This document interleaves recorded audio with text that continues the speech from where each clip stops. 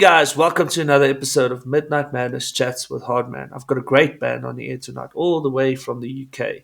Please introduce yourselves and let us know what you do.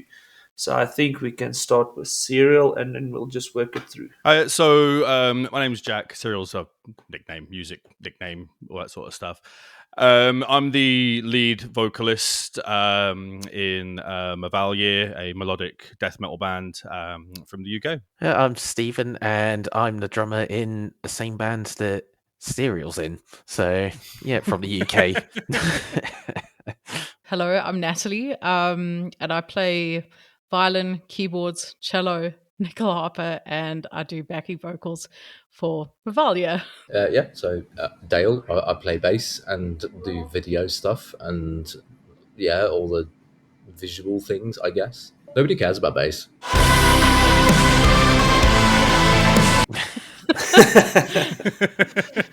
So you guys have an interesting story. We were chatting a little bit before this podcast started about everything. You started over you guys started over several years with apparently not even meeting each other until you basically shot your music video. So tell me a little bit about that process and how did that affect like the music writing and the process of forming this band. We actually all met on an app called Vamper. So during the COVID pandemic, I think a lot of us were quite bored and we wanted to create some music. So I was in Germany at the time and I downloaded this app, which is kind of like Tinder for musicians. And then I came across our guitarist Kai, and he sent me some demos of the music he'd been writing, and I was completely blown away. This was exactly the style I was wanting to play. Then I joined. He had already recruited Joe, who was our other guitarist. And I think they've been long-term friends. So it was natural that they formed this band together. And then, I got recruited. And I think 2 weeks later, Kane joined. Which is Jack, another nickname. Actually. Another nickname. Yeah. Another nickname. So, Serial, the guy with the many nicknames, tell us your part of this. How did you get involved? What part did you play? Because you guys told me that you are multi-instrumentalists and you do multiple things in the band. So tell me a little bit about that and how this project evolved. Building off of what Natalie had just said, with the Vamper app, it's an amazing piece of software just because you can filter through experience, instruments, sort of position. Like if you want a drummer, you want a promoter, anything like that, you can find it on there. So we all knew we were all multi-instrumentalists sort of going into the project. So the first thing we all really did was we all got onto a application called Discord, and we just chatted. We just all got to know each other, sort of started seeing what everyone's about. We started sharing our influences, like what bands we listen to, sort of who we sort of look up to in terms of music. Then we started discussing our live experiences, our studio experiences, sort of comparing notes with everyone so we could sort of gauge the overall like experience level of everyone involved. Kai, he has this thing called the Black Book. He's got hundreds of songs that he's been tinkering around with for years, just on the back burner. And he sent us a folder, and there must have been, it wasn't even all of them, there must have been about 40 odd songs in this folder for us to go through. So they were all they were all made using Guitar Pro, which I'm pretty sure everyone here knows what Guitar Pro is. And we sort of started messing around with them. I then went down sort of an engineering route with some demos, because with us not being close to each other, it was very difficult to, one, get any sort of rehearsal or any in-person writing done. So because it was all done over the internet, what we did is we had MIDI files created of drums, and I'd import them into a program called Cult Drummer 2 from Uglytone, like fantastic VST. And I'd use a Swedish death metal 2002 kit to emulate Steven's sounds. Then I'd use Metal Hellraiser, which is a 9-string metal guitar plugin to import MIDI tracks. So the first demos we ever had were completely made out of MIDI. And there was the only thing that we had was vocals. So everything else, all the bass, the violin was all done via MIDI. So we could sort of understand the overall sound we wanted. And then as soon as we were happy with it, we just went to studios and just smashed everything out. The vocals and the cello, violin were all smashed out in one day with La Cellamare in Germany, which even he turned around and said he's never had a band come in so prepared and ready to go and have it done that quickly. So I think, in a way, being distant from each other really helped us because we focused more on the music and sending it backwards and forwards. We're just lucky to live in a time where we can do that. In the 70s and 80s, you couldn't just, send something over via Bluetooth or Wi-Fi or anything. Nowadays, music productions come a lot easier for people all across the world. So that's sort of how it all started. We just all sent stuff together. We'd twiddle with it in another problem we had actually is every single one of us used a different DAW. So sometimes trying to import different files, I use FL Studio. One of us uses Logic, one uses Pro Tools, one uses Reaper. It's just like, okay, Jesus. So sometimes there was some issues getting stuff sort of in the right place, especially with Steven's drum mapping, because different VSTs did not like certain positions on the piano roll. But overall, we kept with it, and I think it took about 2.5, 3 years, guys, until all the songs were like, okay, then that's now at a point where we're going to go to the studio and actually record this. So that's sort of how the writing process worked for it. We also had issues with finding the right drummer and the right bassist, so that was also a reason for the delay. Mm-hmm. Save the best members till last, though, of course, Of course. Now we have Dale and Steven, and we couldn't hope for better. So, funny little story about MIDI mapping. We are currently recording an album ourselves, and there was this weird tom all over the place when we were listening to our last track. And I was like, what the fuck was he doing? Because he was just going like doom, doom, doom, doom. And then later we realized that it was actually supposed to be a bell. So he was just hammering on that bell, and we just heard this tom. So it's quite a challenge with the MIDI drum mapping. Triggers, yeah. We love stuff. Triggers. So this band formed during the COVID pandemic, and you guys were writing material during that time. So Dale, can you tell me a little bit about sorry, Dale disappeared for a moment. Can you tell me a little bit about the music writing process during that time? So I'm not going to be like Teflon shoulders about this. I didn't actually get involved in the band until all the songs had been written and all the demos had kind of been finalized. So what I received was a guitar prototype with some bass note, sort of root notes that just kind of followed the guitar. So my sort of methodology was to draw on my own inspirations to bring, a different flavor in. So I'm a big fan of bands like Mývalyĉir, who do mental bass lines. I absolutely love that. So without being showy and just over the top for the sake of it, I tried to bring some melodic lines to the bass parts as opposed to just following the guitar and doing what they're doing. So that was basically my writing contribution to the album. It was just bass. So because all the song formats had already been established, so. But we are in the process of other songs. We've been through, kind of been tinkered with, together. And Dale's. We've been through the Black Books, and we're already talking about sort of the next project that we're working on. And Dale's already had some really interesting ideas for the next one, so I'm looking forward to see what comes with that. I'm a big fan of cinematic stuff, so.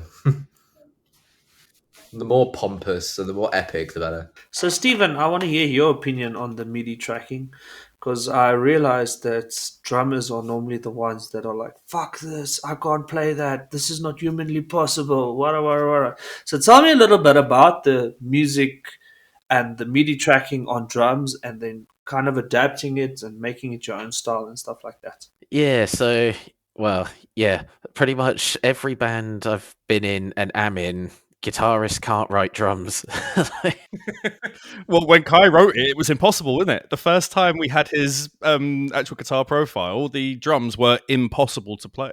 Yeah, there's impossible and just like some just really weird like patterns that just sound so, they don't necessarily fit with the music at all. But it's like, I mean, but for me, like looking at it, I'm just sort of like, well, I can kind of see the bare bones of like what say he intended or like what he wanted with the drum rhythm. So what I tend to do is like just like listen through the whole thing, and if there's like a specific rhythm, like I don't know, the end of Recollection where there's a beat down, that's obviously, I know that's the drums are going to match that with like the kick drum or snare and things like that, but everything else are just, I think the best way of trying to look at it is almost like writing it from, I guess, from a orchestration perspective, because so like Nat, like I've got a background in classical music and everything, so it's like trying to look at it like it's how do the drums actually like add more to the music itself, rather than just being like, oh, I'm gonna put a blast beat here, here's a fill, here's a double kick bit.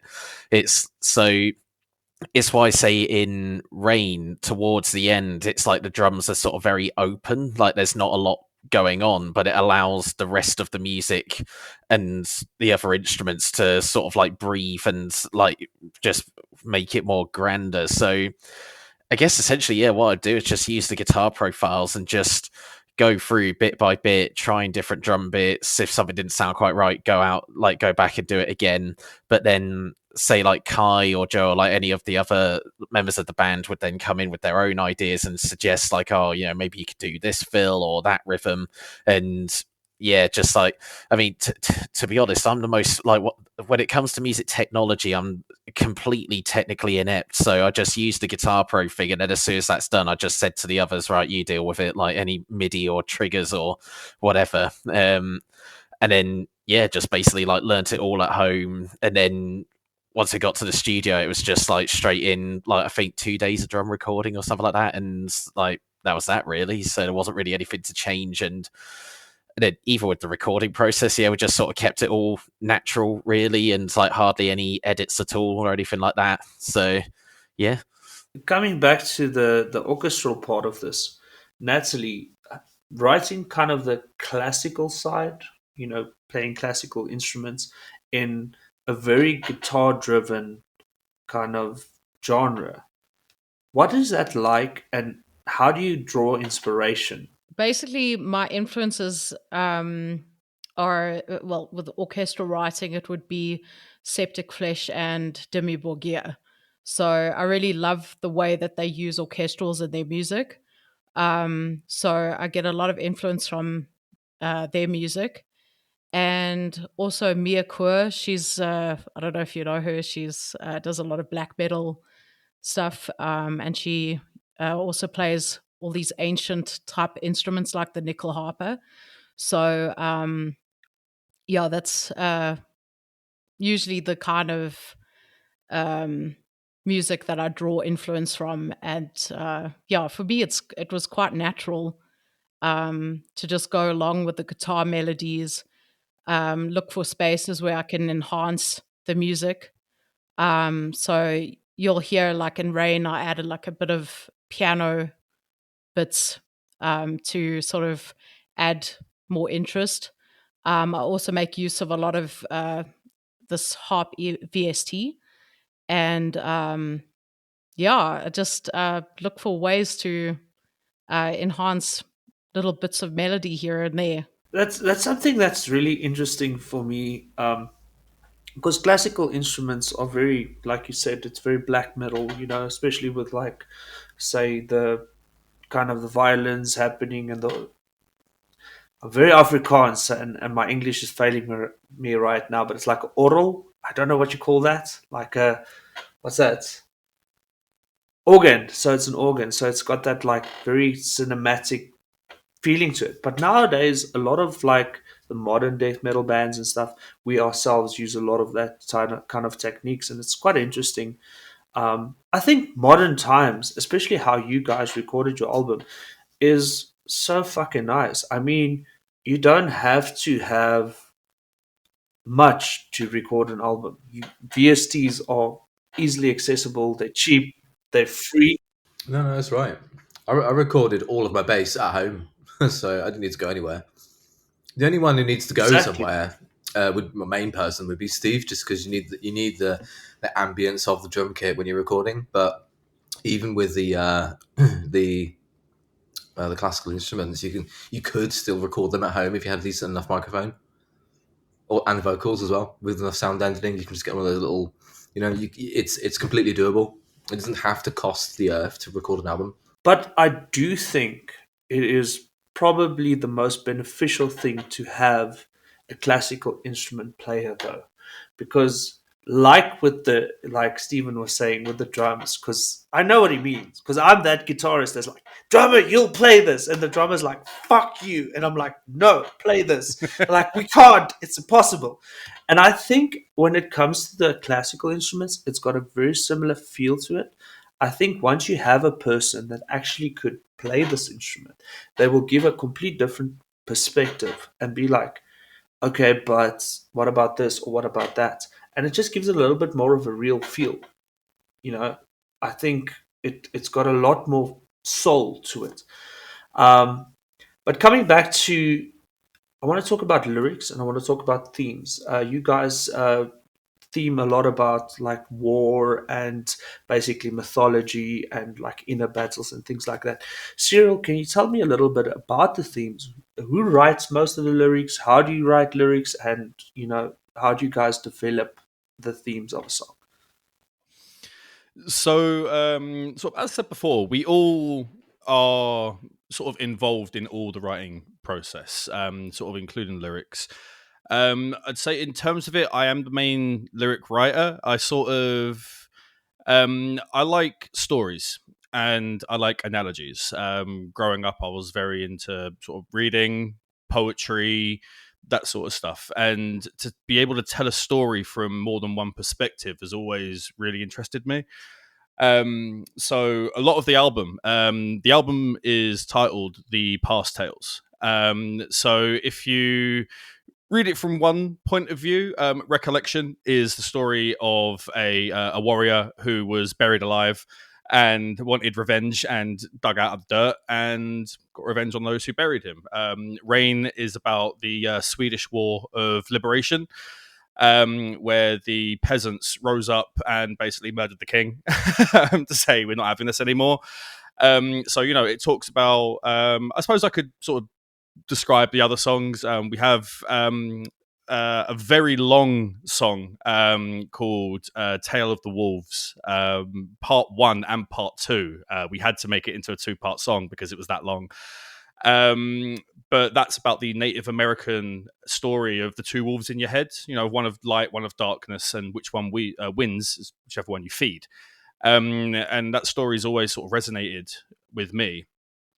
So the album being called The Past Tales is sort of an ode to some things that happened years ago, whether it be through mythology, war, but on a deeper level, The Past Tales is a story about some of the past experiences that I'd been through, and sort of come through it. Something I was saying to Natalie before we got on here is the best way to sort of describe the album, in my opinion, is if you've ever seen that picture of the 6 on the ground and someone's above it and someone's below it and someone's saying it's a 6, someone's saying it's a 9, they're both right from their own perspective of the song and of the album. So if you want to listen to it and think of Viking warriors, like, storming down for Valhalla, or wolves fighting on a mountaintop like sort of power metal-y, fantasy sort of stuff, absolutely fine. If you want to listen to it on a deeper level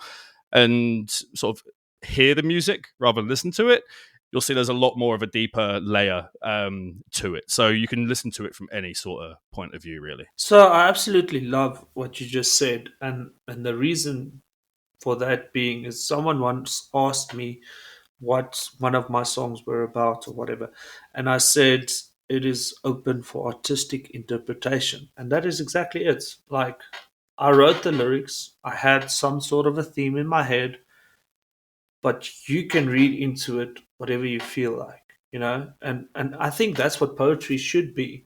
It should touch people, and it should wake something in them, to explore a different theme maybe than what you had in your head, which is quite cool.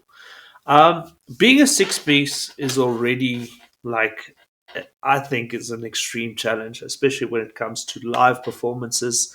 You've got a classical player, which I can think is a nightmare, like having the right equipment for, from the venue's point of view. And you guys are quite spread out all over the place. So tell me a little bit about the challenges and how do you guys overcome them? Well, we haven't even got together to try and get a gig sorted yet. We don't know if we're any good. Yeah, we're waiting for feedback, so if you could let us know. If you want to see us live, just let us know. That's it. Yeah, I think, we have discussed sort of, as part of the release plan for this album, actually getting together and doing some form of it, like even if it's just a short UK tour, do something like that, which I think the difficulty is that is just try to get us all together in one place, especially with Natalie being so far away from us. I think from April, when she's back in Germany, it'll probably be a bit like a lot easier, to be fair. And then, essentially we're just going to try and match up all our calendars to somehow meet up, do a week long or a few days sort of run of UK gigs. Sort of just see what happens, really. But even then, it's going to be difficult to try and find, do we put on the gigs ourselves, or do we go through local promoters that can put on, additional support bands or headline bands that we main support and things like that. So, there's still quite a lot to discuss there, I reckon. So, I think we'll probably be continuing a lot of many long Discord chats for the next few months, trying to sort all of that out. I think touring is where things get hard as well. I think, well, obviously no one in the band is 19 years old anymore. So I think when you were 19 years old, it was like, fuck this, I don't have a life, go on the road, tour, play shows, and, cool stuff. But once you get to late 20s, early 30s, then you're like, holy shit, I've got kids, I probably have a wife, I've got a job, because music doesn't pay, let's be honest. I think it becomes a little bit of a challenge, but I do believe passion should never die. I think if there's one thing, people like you guys at least doing something is fucking phenomenal, and definitely shouldn't, music shouldn't die because of challenges, but it does get a little bit more difficult. So Dale, tell me a little bit about the difficulties, and let's say you guys start touring. How would that impact your everyday lives? In most ways, I suspect. So I'm a bit privy to another touring band who are also quite spread out. So I'm used to I know what to expect. So it's a case of, if we were going to do a UK tour, we would have to basically get everybody in the same place at the same time. Obviously, get Natalie to fly in from wherever she's living at the time. Probably a Steve would have to drive down, because you got to bring all your kit. You're the one with the most equipment, and you've got to come from all the way from the middle of Scotland. It would just be one of those things. So say for instance, I'm from the Birmingham area, so if we started the tour in Birmingham, then I imagine that we would all come and camp out at my house before we go and play the show at Birmingham. And then depending on where we play the show next, I don't know, if we say the show is in Manchester, we would have to leave the show from Birmingham, make a way up to Manchester, stay there the night, have probably a rehearsal during the day, ready for the show in Manchester, and then rinse and repeat for the next, location. So it's going to be pretty full on. Lots of traveling, lots of, cheap hotels or Airbnbs or whatever we decide that we want to do. And, it's just, yeah. But, you do it for the experience, like the whole thing about just kind of living to do what you want to do, and not just being stuck at home or stuck at work and just wishing that you could do this thing. Like, if you've got a talent, and you can play the guitar, you can write some music, you can play the drums, then find some other musicians. And it doesn't matter where they are, just find some other musicians and just get together, do it, record some stuff, arrange it. Just, it takes a lot of effort, but man, it's worth it. It's worth it. I mean, it may have taken us a few years, but and you won't make any money. It will cost you a lot of money. Yeah. But I mean, to be fair, in 3 years or 4 years, however long it was, we had never ever met each other, and we managed to create an entire album from demos to fully mastered, mixed mastered album in that time. Before ever meeting, we had the finished tracks before we went and did the music video. So, building on what Dale just said, I fully agree. You don't need to be in the same country, the same area, same whatever. Nowadays, if you can play an instrument, find someone else that can play and just have fun. That's the main goal for any musician, in my opinion. Like, it's just have fun. That's extremely creative. I fucking love that. Why limit yourself when you can make fucking good music, especially fucking good death metal? A support network is very important as well, because if you do have like a newborn, it's going to be very difficult for you to, you've got to be there for something else, right? So, or if you are in a sort of long-term relationship which demands different things of you, that those are the things you've got to take into account, and those may be impacted if you want to pursue this.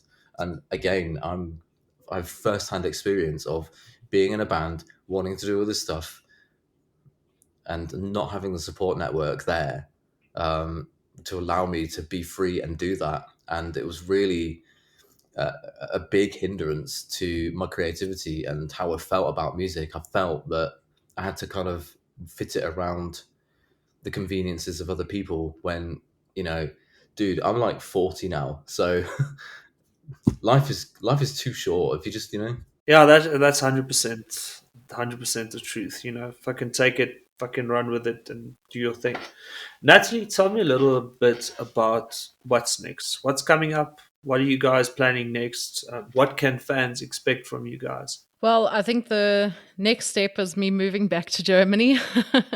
And then we're going to plan getting together, doing some rehearsals, and then doing a UK tour.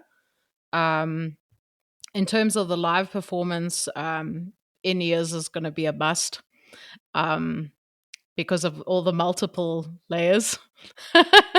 Yes, I know. It costs a lot, but yeah, it's at least for me and Kane, it's going to be important at the start. So yeah, but it is quite a pricey bit of equipment that we're going to have to invest in. Bringing it back to it as well, I think when it comes to music, especially when this entire project has been self-funded, we have paid for everything ourselves. We own everything. No one's getting a cut in anything. It's all split 6 ways. I think that's another thing as well. I think if you are thinking of starting a band, especially with people all over the world and whatnot, I think the best thing that we ever actually did was sit down and have that initial conversation. Sort of, what are your influences? What do you want to get out of this? How far are you willing to go? Blah, blah, blah, blah, blah. And I can tell that every single person in this band wants it. They just want to make music. Like, I know I can speak for myself right now. I don't care about becoming famous or anything like that. I just care about sending a message. And sort of, if you listen to it and like it, that makes me happy. I can buy a coffee at the end of the day. You know what I mean? But I will say as well, with previous experiences, do be careful who you are in a band with, because I'm pretty sure everyone here, yeah, there we go. Everyone here. Obviously, as we previously mentioned, we all come from previous bands. Like, I was a drummer in a band for years. I was a guitarist in a band for a vocalist for blah, blah, blah. And all of us have been around people which less favored, shall we say.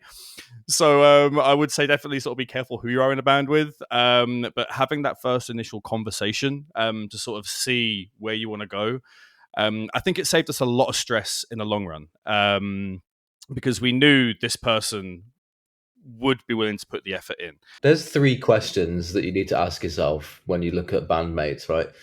Would you sit down and have a drink with them one-on-one for 2 hours? Would you leave your dog with them for a weekend? And the third one, would you go nuts if you spent 18 hours on a tour bus with them? And if the answer to those is obviously the positive outcome, then you're okay, you know? So talking of which, my band have done some local tours and stuff, and there's only one rule in my band, and that is I don't bunk with Gerard. And Gerard is currently our guitarist, but he used to be our drummer, because we also like have this weird multi-instrumentalist thing going. And the reason why is we're fucking the best of friends, but we have that like kind of like a brother relationship. We're like, you kind of nag each other and stuff. That's why we don't bunk together, because we'll probably fucking kill each other. So it's a very good point that you're making there. So last few things, you guys mentioned now you might be touring and stuff like that in the near future. You've got possibly new stuff coming. What if you play your album to a person? What is the one thing you want them to take from that album? I don't know. It's just like as long as they like the music and everything, I'm perfectly happy. Like, I mean, you know, sort of. I think coming from like multiple other bands and everything, this isn't to discredit any of the other bands or anything like that. It's I do feel like even just from a first release, like this is like some of the strongest stuff I've ever been a part of, and it's like everyone's talented and committed and everything like that. I'm just saying this just so they don't stab me later. Just because I'm from South London doesn't mean. Yeah, for me, it's just as long as people enjoy it and they're really into it, then that's all that matters to me. It sort of makes it worth it, whether we make £1 or £1 million or anything like that. So yeah. Last thing, Natalie, tell me a little bit. So what's last thing, like next up, in the next few months coming? What's going to happen with the band? What's your plans and so forth? Well, yeah, I think we're just going to meet a lot over Discord and plan what's going to happen once I'm back in Germany. Well, we're going to release the album, aren't we? Yeah, that's being released in January. Yeah. So, we're also going to work on some new material for a second album in these months that we're apart. Of which we already have 2 demos for. So... true. Yeah, we have 2 demos ready. All pre-done, lyrics written, demos sent over. We're all listening and judging now. So yeah, looking forward to seeing that. And I think one of the great things in this band is that everyone knows how to communicate properly. So if we don't like something in a song, nobody gets upset. We're just like, okay, let's try something else. And then we just discuss it. And it's like totally easy. I feel that personally because when I joined the band, all the music had been written and I was writing bass lines for songs that had existed for years. And quite a lot of stuff got not fired back at me. That sounds a bit, but some of the stuff I went a bit overboard with some of the writing, and I just went, oh yeah, this is crazy. Let's just put this in, and then that alone. I think we might need to dial it back a bit. Okay. So. I think what really helps is the fact that we're all into different types or similar types of metal. Like we're not all into like our guitarist Joe is a self-proclaimed metalcore kid. Like he just loves his metalcore. He loves grind, like black metal, death metal, slam. Same with me. I love all sorts of metal. All of us just like all genres of metal. But I think we all have our sort of preferences. Like my preference is death metal. Like Kai's preference is black metal, for example. So I think in the music, you could definitely tell the different influences sort of coming in. And because we all like those genres, it's very easy to send someone over a piece and be like, oh, what do you think of this? Oh, it's brilliant, but maybe that would sound better if it was more, maybe a bit more doomy. Maybe we'll do metal on that riff instead, and then okay, maybe that I'll tell you what, tremolo that instead, or why don't you add a fill there instead? So because we're all into different kinds of metal, putting this huge project together, and like you said, with 6 members, it's very challenging. And I think one of our songs had 57 layers of instruments, Natalie. You know, so I think with all of us being into different types of metal, but having our preferences with that sort of really does help with the writing process in the future, because it's like, okay, then I like death metal, so the stuff I get more into. Whereas, with Kai, it's a so okay, what can we do here? So a good example would be a song that you will hear on the album, Tale of the Wolves Part 1.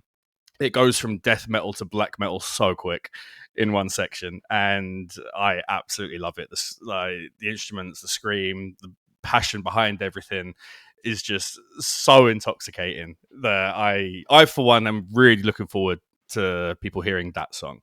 But it was just, to make a 13-minute music video would have been a bit of a bit of a challenge. You run out of film. Yeah. Thank you guys so much for coming on. If there's anything else you would like to add, you're welcome to do so now. I mean, I think it's just time to just plug the links, really. So for Instagram, Facebook, YouTube, everything like that, it's just Myvalyir. I will put a disclaimer. So Myvalyir is spelt with some accents above the Y, etc. If you do just type it into Instagram, YouTube, Spotify, whatever, in the normal English keyboards, yeah, it will still show up. So you haven't got to worry about finding the funny Y or the funny U or I or anything like that. Just type in Myvalyir, and yeah, we look forward to the album being released. Look forward to getting some more feedback from it, and hopefully by the first quarter of next year, arranging a tour. Great stuff. Yeah, the links will also be available in the YouTube subscription. Sorry. The links will also be available in the YouTube description and also on all my social media pages when we make these posts. Until next time, I've been Hardman.